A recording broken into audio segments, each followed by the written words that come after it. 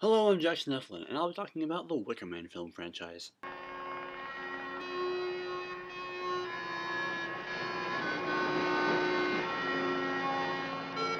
You wouldn't think that a horror thriller musical film about wayward cults sacrificing innocent virgins to their pagan gods would get to a film franchise state, and yet now we have 3 books, 2 films, a horrible remake, and now a 3rd film on the way in 2014.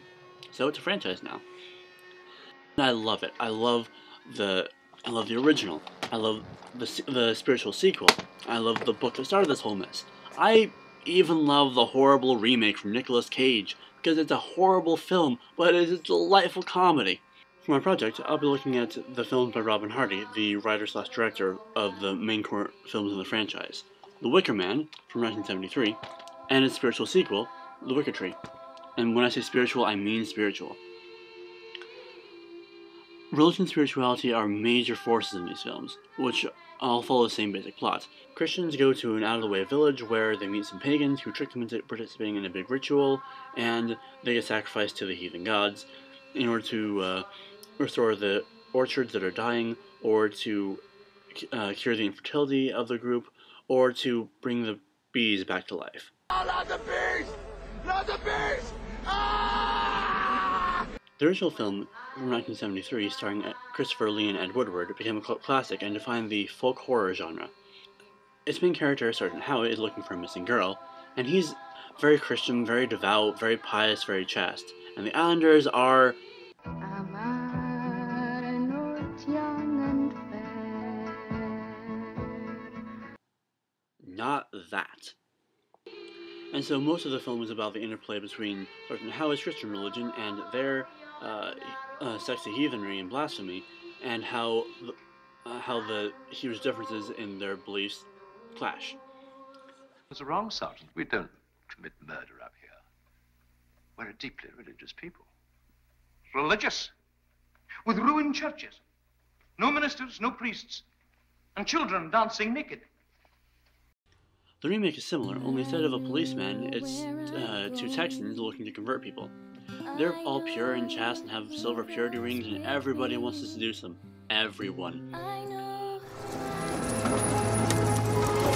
Morning, Lolly. How's my prince today? He's been missing you, Sir Lachlan. Well, if that ain't one beautiful horse. How would you like to ride him? I'd like it fine, but I think yon Beth here would kill me first.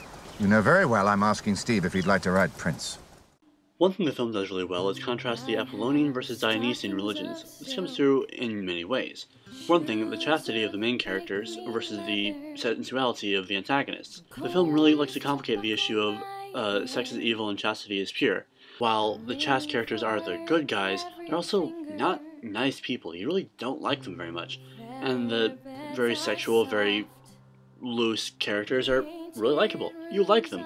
You kind of want them to win. You want them to get their orchards back, or not be infertile, because they're just very likable people. Very fun. Another way that this comes through is in the music. The musical numbers are all very either Apollonian or Dionysian.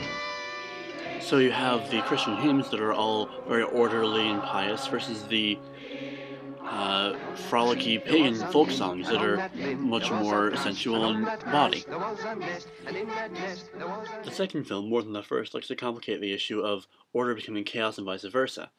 For instance, you have this hymn in the first half of the film. There is power, power, power in the blood of the Lamb. There is power, power, power in the working power in the precious blood of the Lamb. She's singing about Jesus.